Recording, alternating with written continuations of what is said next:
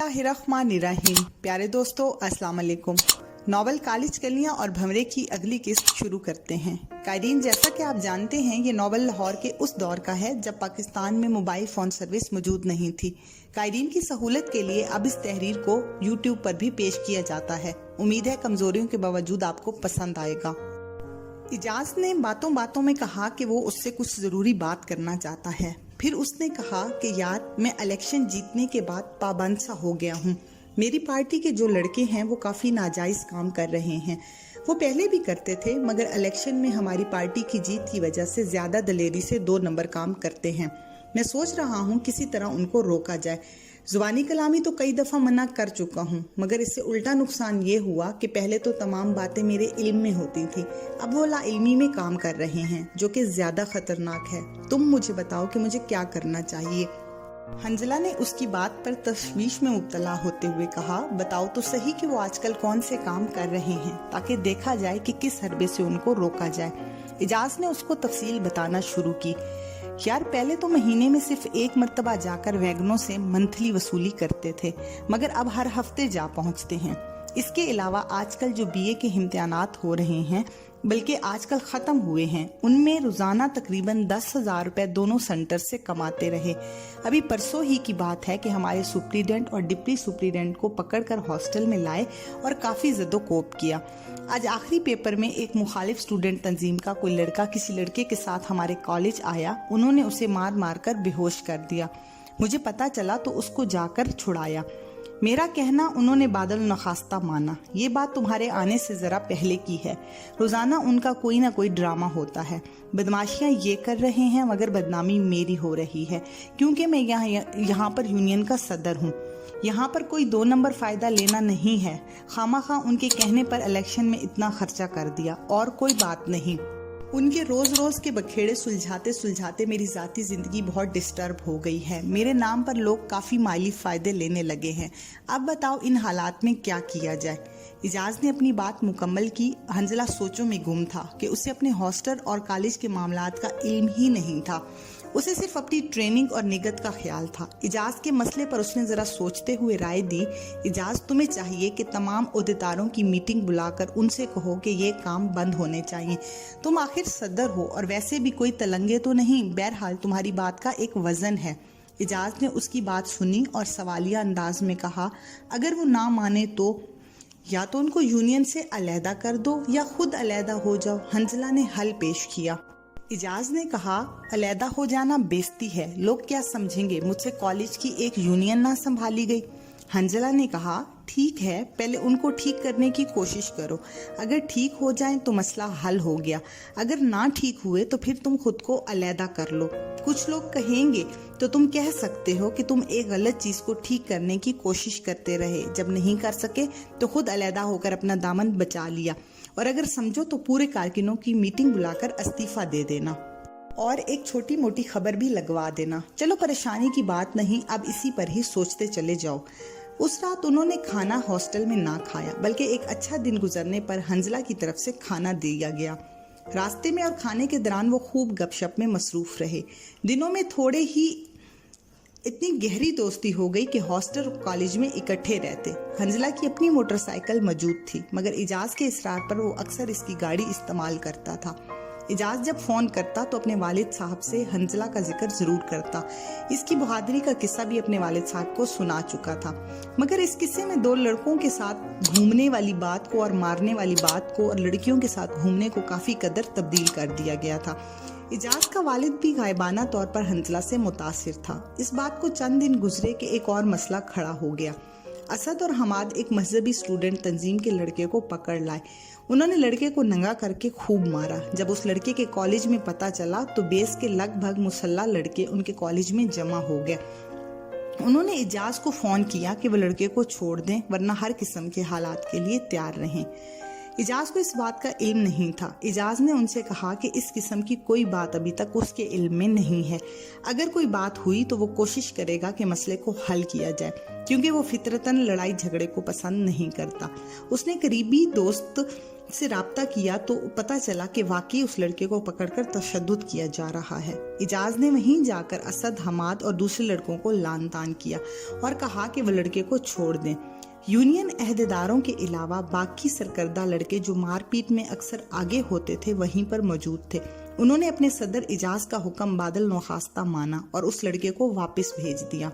इजाज को बाद में पता चला कि यूनियन के तमाम अहदेदारानों के इल्म में ये बात थी। वो हैरान था कि सदर होने के बावजूद किस तरह इसे कॉर्नर किया गया। इजाज ने यूनियन की मीटिंग बुलाई और उसमें कहा अगर उन्होंने यही तरीका कार रखा तो वो यूनियन के ओहदा से इस्तीफा दे देगा। मजीद ये भी कहा कि अगर इसी तरह ये सिलसिला चलता रहा तो वो यूनियन के करतूतों के मुतालिक एक प्रेस कॉन्फ्रेंस भी करेगा। यूनियन के अहदेदार उसके खानदानी असर और रसूख से मारूफ थे। उन्होंने इजाज से वादा लिया कि वो आइंदा कारकुनों को कंट्रोल में रखेंगे और कोई काम इजाज के इल्म में लाए बगैर नहीं करेंगे। अब इजाज ने भी कारकुनों के अंदर अपने वफादार पैदा करने शुरू कर दिए थे। वो अक्सर मीटिंग के दौरान ये कहता रहा कि मैं कोशिश करूंगा कि जो लड़के गरीब हैं उनको माली फ़ायदा और इम्तिहानात में भी ज़रूर मदद करूं। इसी तरह ये सिलसिला चलता रहा। एक दिन पीरियड के इख्तिताम पर कोमल ने हंजला को कहा कि वो इससे ज़रूरी बात करना चाहती है। जैसे ही पीरियड ख़त्म हुए वो कैंटीन की तरफ चल पड़े। रस्मन हाल अहवाल के बाद कोमल मौजू की तरफ आते हुए बोली, मैं आपसे एक अहम बात करना चाहती हूँ और आपकी मदद भी चाहती हूँ। उम्मीद है आप मेरी मदद करेंगे। हंजला ने कहा, क्यों नहीं। कोमल ने बात शुरू करते हुए कहा, आप बहुत अच्छी तबीयत के मालिक हैं, इसीलिए मैंने सोचा आपसे बात करूं। शायद आप मेरी मदद कर सकें। मैं इजाज को बहुत चाहती हूं। मैं उसे चाहत की आखिरी हद तक चाहा है। मैं उससे बेपनाह मोहब्बत करती हूं। वो भी मुझसे प्यार का दावा करता है, मगर मुझे अफसोस है कि वो आजकल मुझे नज़रअंदाज कर रहा है। मैं उससे बात करना चाहती हूँ तो वो कोई ना कोई बहाना करके निकल जाता है। मुझे ज़रा भी वक्त नहीं देता। कई फ़ोन कर चुकी हूँ मगर उससे बात नहीं हुई।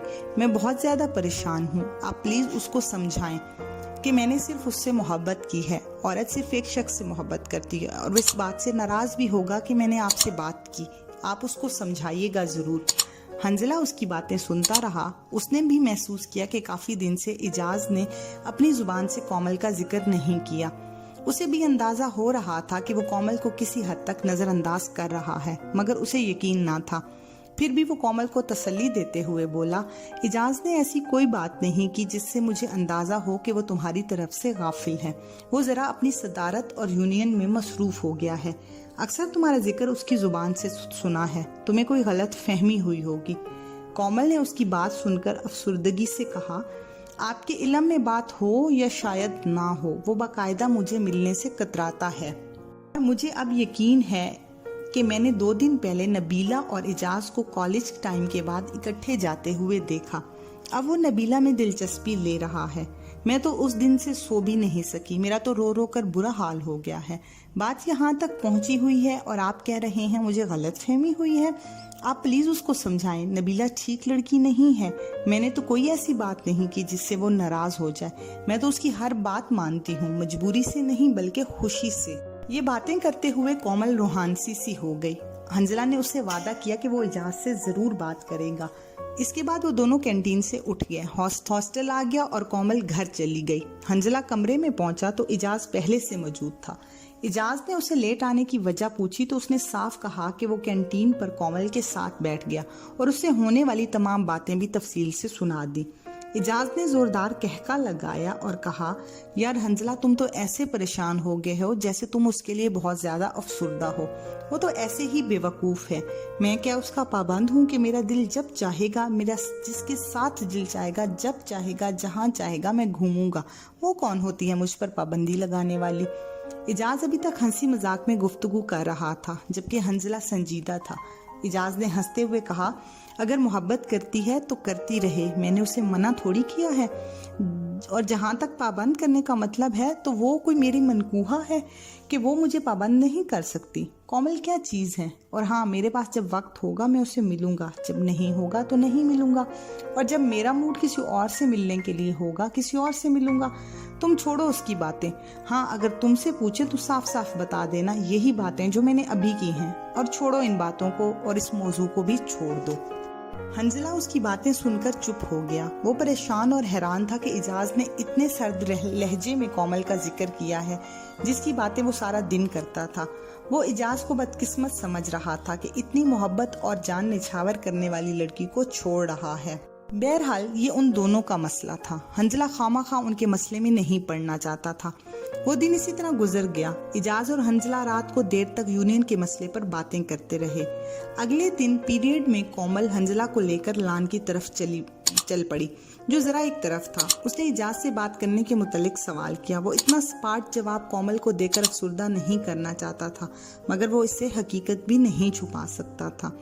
کومل نے کہا، آپ مجھے بتائیں کہ وہ اس سے کیا بات ہوئی۔ میں ہر بات سننے کے لیے ذہنی طور پر تیار ہوں، اور آج کل وہ کلاس میں نہیں آ رہا ورنہ میں خود اس سے بات کرتی۔ آپ پلیز مجھے ساری بات بتائیں۔ حنزلہ نے اتنی دیر میں ذہنی طور پر فیصلہ کر لیا کہ وہ پوری بات کومل کو بتا دے گا۔ اس نے جب بات شروع کی تو پہلے جھجکا، پھر بولنا شروع کر دیا۔ کومل، اعجاز اپنے آپ کو تمہارا پابند نہیں سمجھتا۔ اگر تمہارے اور اس کے درمیان کوئی عہد و پیمان ہوئے ہیں تو وہ خود کو ان سے آزاد سمجھتا ہے۔ جو تم اس سے کر سکتی ہو میں وہ درمیان میں بات نہیں کر سکتا، لہٰذا میرا مشورہ ہے کہ تم اس سے خود ملو۔